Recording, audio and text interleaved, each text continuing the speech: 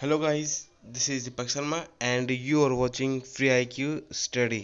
Guys इस video में हम 12th क्लास की बुक विस्टस से सभी लेसनों की समरी एक ही वीडियो में हिंदी और इंग्लिश में देखेंगे। गाइज ये फुल समरी इंग्लिश में भी है और आपको फुल एक्सप्लेनेशन इसका हिंदी में भी इस वीडियो में मिलेगा। साथ ही ये आपके मोस्ट इम्पोर्टेंट क्वेश्चन होंगे जो आपके एग्ज़ाम के लिए सबसे ज़्यादा इम्पोर्टेंट होंगे। तो आइए हम वीडियो शुरू करते हैं। Lesson number 1, The Third Level. This is a story of modern man's fear and insecurity.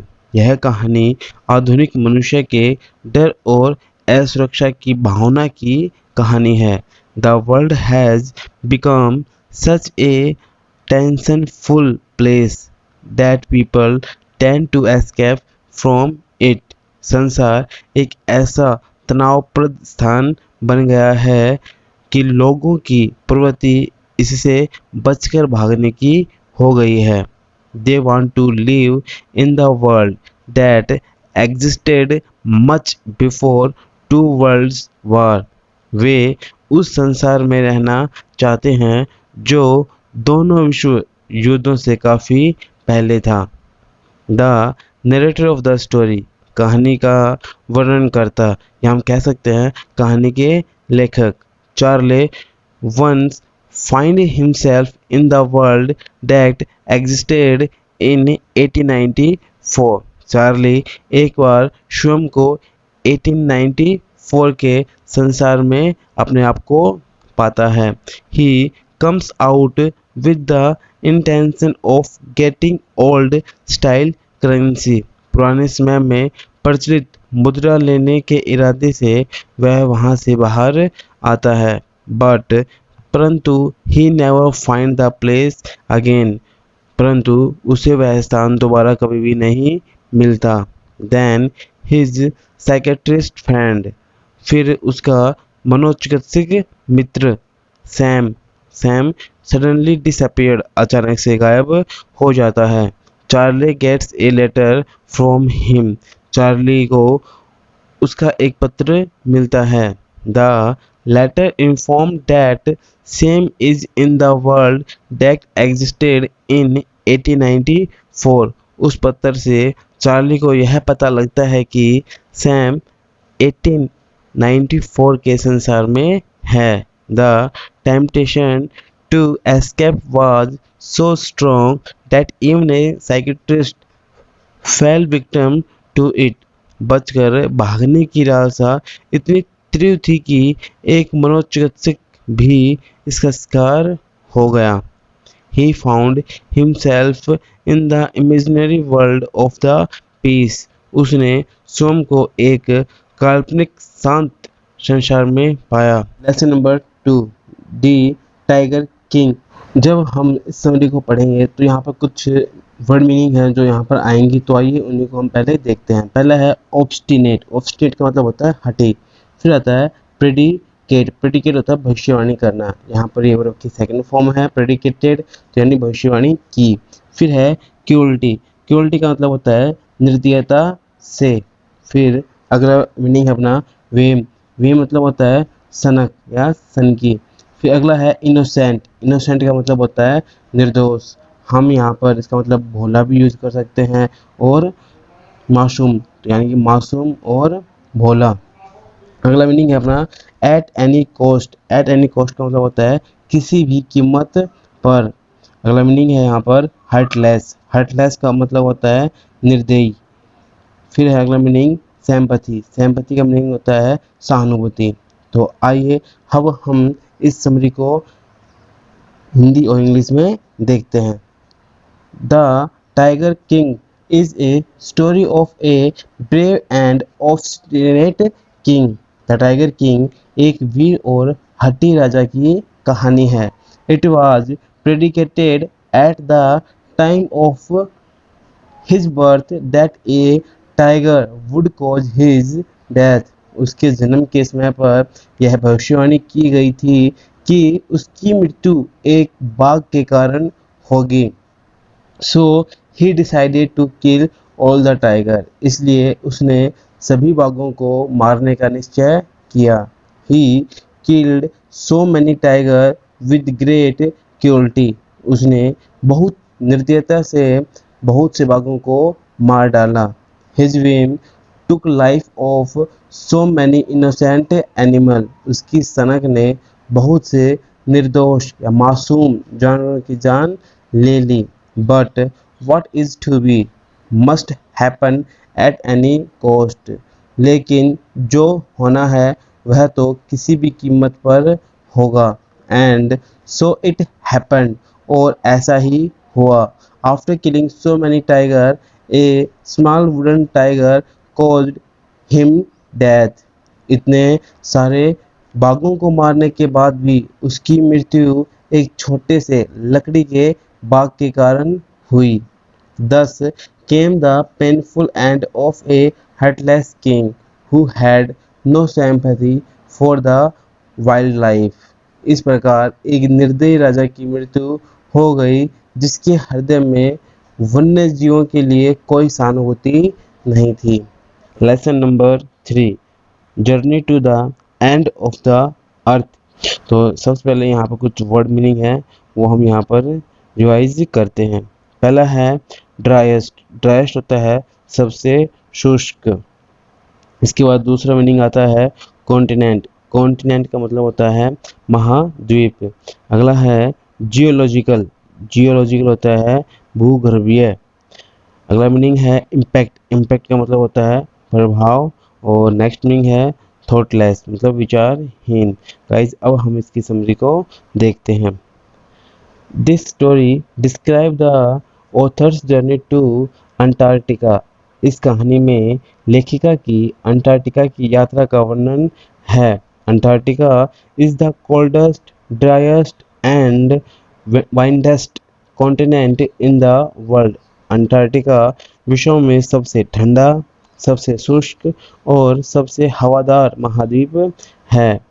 First the author talks about it's history, पहले लेखिका इसके इतिहास के बारे में बात करती है। The world's geological history is trapped in Antarctica, Antarctica में विश्व का भूगर्भीय इतिहास दबा हुआ है। Then she discusses human impact on it, फिर लेखिका इस पर मानवीय प्रभाव की चर्चा करती है। Our thoughtless activities in the name of development are affecting ecology, विकास के नाम पर हमारी विचारहीन गतिविधियां पारिस्थितिकी को प्रभावित कर रही हैं। Antarctica is also not untouched, Antarctica भी उनसे अछूता नहीं है। Glaciers are melting and the danger of global warming is really very high, glacier पिघल रहे हैं और वैश्विक गर्मी का खतरा भी वास्तव में बहुत बड़ा है। ही finds Antarctica the perfect place to study how little changes in the environment can cause great harm in the long run, पर्यावरण में होने वाले छोटे छोटे परिवर्तन भविष्य में बड़ी हानि कैसे पहुंचा सकते हैं, इस बात का अध्ययन करने के लिए लेखिका अंटार्कटिका को बिल्कुल सही स्थान पाती है। A journey by students to Antarctica can make them aware of the beauty of balance in nature. विद्यार्थियों की अंटार्कटिका यात्रा उन्हें प्रकृति में संतुलन के सौंदर्य का ज्ञान करा सकती है। It is very useful as students are the policy maker of the future. यह बहुत लाभदायक है क्योंकि विद्यार्थी भविष्य के नीति निर्माता हैं। चैप्टर नंबर 4 दी एनिमी की वर्ड मीनिंग है, आइए इनको हम देखते हैं। पहला है सिचुएशन, सिचुएशन का अर्थ होता है परिस्थिति। इसके बाद होता है प्रिजनर, प्रिजनर होता है बंदी या फिर कैदी भी हम यहाँ पर बोल सकते हैं। अगला है वाउंडेड, वाउंडेड का मतलब है यहाँ पर घायल। हैंड ओवर मतलब होता है किसी को सौंपना। नेशनलिटी का मतलब होता है राष्ट्रीयता। और ह्यूमैनिटी का मतलब होता है मानवता। तो आइए अब हम इसकी समरी को देखते हैं।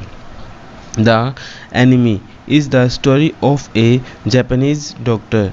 द एनिमी एक जापानी डॉक्टर की कहानी है। This doctor Sadao is put in a difficult situation. यह डॉक्टर सदाओ एक कठिन परिस्थिति में पड़ जाता है। A war is going on between Japan and America. Japan और अमेरिका के बीच युद्ध चल रहा है। An American prisoner is washed out by the seas and is found at doctor Sadao's doorstep. एक अमेरिकी बंदी समुद्र में बहकर सदाओ की चौखट पर आ जाता है। Now being a Japanese it is his duty to hand over the prisoner to the police. अब एक जापानी होने के नाते उसका कर्तव्य बनता है कि वह उस आदमी को पुलिस को सौंप दे। But the man is badly wounded. परंतु व्यक्ति बुरी तरह से घायल है। As a doctor Sadao has been train to the save every life if he can. Doctor होने के नाते सदाओ को प्रशिक्षण मिला है कि वह हर व्यक्ति की सहायता करेगा जहाँ तक संभव हो। So without caring for the man's nationality, इसलिए व्यक्ति की राष्ट्रता की परवाह न करते हुए ही सेव्स हिज लाइफ, वह उसकी जान बचाता है। दस the story is about the victory of humanity over the feeling of nationality. इस प्रकार यह कहानी राष्ट्रता की भावना के ऊपर मानवता की जीत के बारे में है। Lesson number 5, should wizard hit mummy creatures, जीव या प्राणी। स्टिंकी होता है बदबूदार। विजार्ड होता है जादूगर। अवॉइड्स होता है सहमत होना। इंसेस्ट जिद करती है। गाइज, अगर आपको ये वीडियो अच्छी लगे तो वीडियो को लाइक शेयर कमेंट करना ना भूलें। तो आइए अब हम इनकी समरी हिंदी और इंग्लिश दोनों में देखते हैं। This is the story of a father who tells stories to his little daughter. यह एक पिता की कहानी है जो अपनी छोटी सी बेटी को कहानियाँ सुनाता है। Jack the father one day tell his daughter Jo the story of a little creature named Roger Skunk. Jack Jo कि पिता है वह एक दिन अपनी बेटी जो को रोजर स्कंक नाम के एक छोटे से प्राणी की कहानी सुनाता है। रोजर इज़ स्टिंकी, रोजर बदबूदार है। So all the other little creatures run away from him, इसलिए अन्य सभी छोटे जानवर उससे दूर भागते हैं। दिस मेक्स हिम सैड, इससे वह दुखी रहता है। He goes with his problem to the wise old owl, वह अपनी समस्या लेकर बुद्धिमान बूढ़े उल्लू के पास जाता है। The owls tell him to go to the wizard, उल्लू उससे जादूगर के पास जाने के लिए कहता है। The wizard makes Roger smell like roses as per his wish, जादूगर रोजर की इच्छा के अनुसार उसे गुलाबों की भांति खुशबू यानी गुलाबों की खुशबू के भांति उसे सुगंधित बना देता है। Now all the other little animals enjoy his company, अब अन्य सभी छोटे जानवर उसके साथ रहकर आनंदित होते हैं। Roger feels very happy, Roger बहुत खुश होता है। But his mother is shocked to find her son smelling differently from skunk, लेकिन उसकी माँ अपने बेटे को स्कंक प्राणियों से भिन्न गंध वाला पाकर हैरान रह जाती है। He goes with him to the wizard and makes her son smell bad again, वह उसके साथ जादूगर के पास जाती है और अपने बेटे को फिर से बदबूदार बनवा देती है। Roger abides by his mother's wish. Roger अपनी माँ के निर्णय से सहमत रहता है। Jo does not agree with the end of the story, Jo कहानी के अंत से सहमत नहीं होती।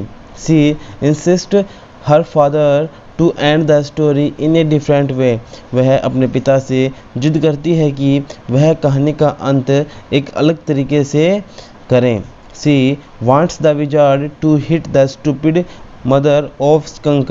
वह चाहती है कि जादूगर स्कंक की मूर्ख माँ पर प्रहार करे।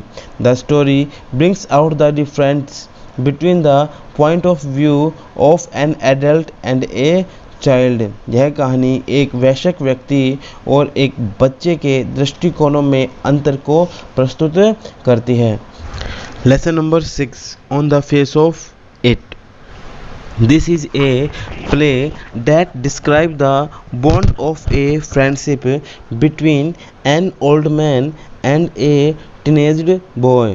यह एक नाटक है जो एक वृद्ध व्यक्ति और एक किशोरीय लड़के के बीच मित्रता के बंधन का वर्णन करता है। A boy dairy enters mister Lamp's garden. Dairy नाम का एक लड़का श्रीमान लैम्प के बाग में प्रवेश करता है। Mister Lamp expresses pleasure to see him. श्रीमान लैम्प उसे देखकर प्रसन्नता अभिव्यक्त करता है।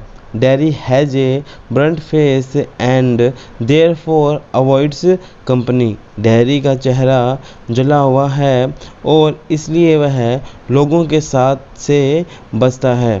But Mr. Lamp encouraged him to love life and people. लेकिन श्रीमान लैम्प उसे प्रोत्साहित करते हैं कि वह जीवन से और लोगों से प्रेम करें।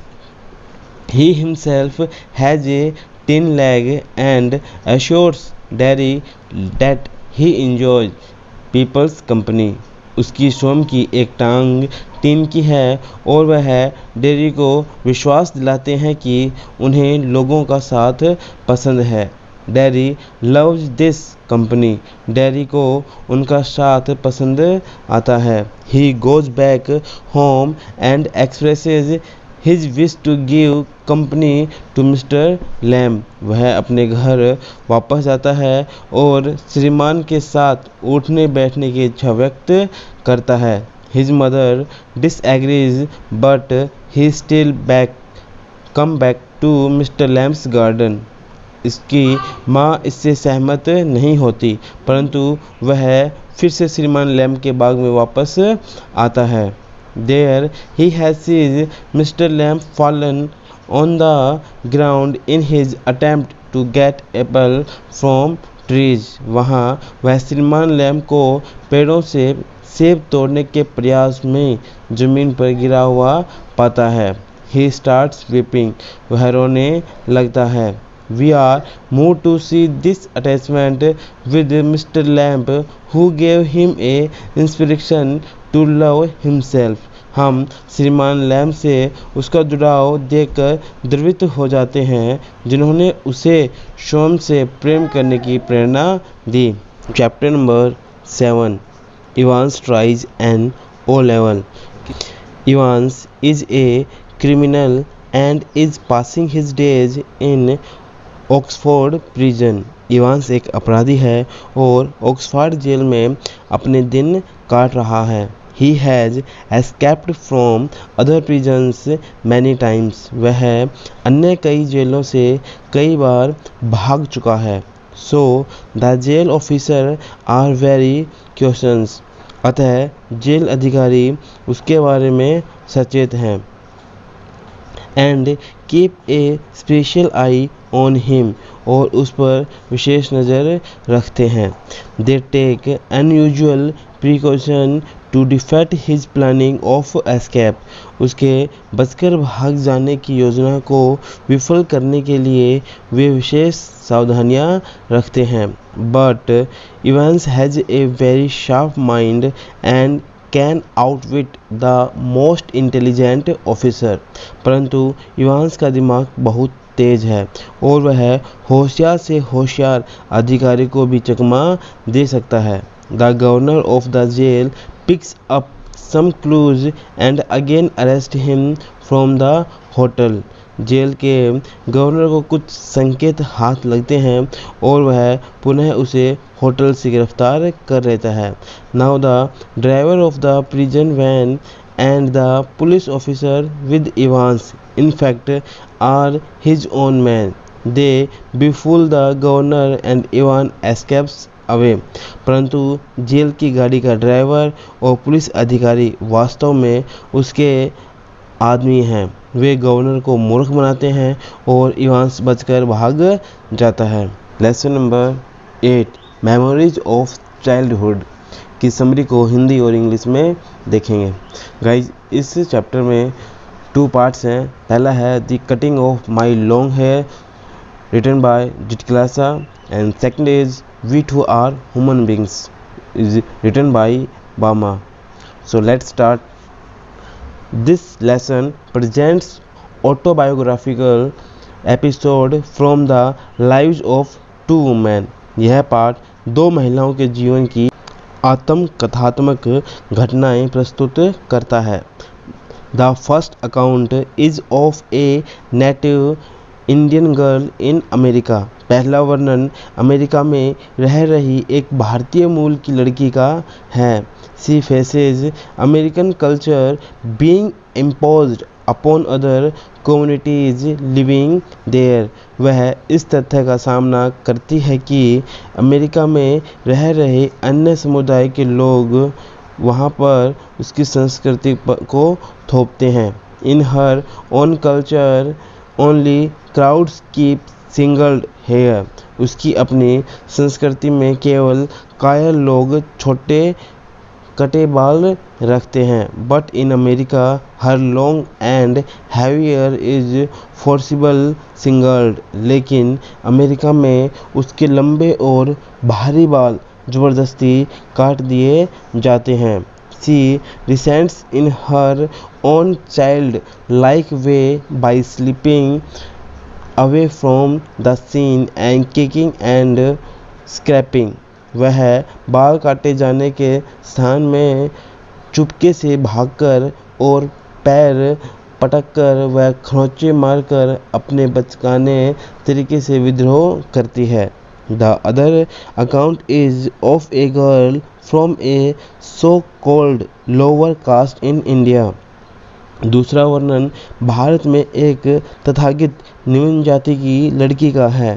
सी sees an elder person of her caste being insulted by a landlord. वह अपनी जाति के एक बुजुर्ग को एक जमींदार के हाथों अपमानित होते हुए देखती है. Her brothers tell her the social inequality faced by the people of lower caste. उसका भाई उसे बताता है कि किस प्रकार निम्न जाति के लोग सामाजिक असमानता झेलते हैं. She encourages her to study hard in order to rise in social position. वह उसे प्रेरित करता है कि अपनी स्थिति ऊपर उठाने के लिए उसे बहुत परिश्रम से अध्ययन करना चाहिए. She does so and feels better. वह ऐसा ही करती है और अच्छा महसूस करती है. गाइज हमारा ये चैप्टर यहाँ पर कंप्लीट हो गया है. आई होप आपको यह अच्छा लगा होगा. तो इस वीडियो में इतना ही. मिलते हैं नेक्स्ट वीडियो में एक नए टॉपिक के साथ. और गाइज अगर आपको यह वीडियो अच्छी लगी हो तो वीडियो को लाइक शेयर कमेंट ज़रूर करें. Thank you.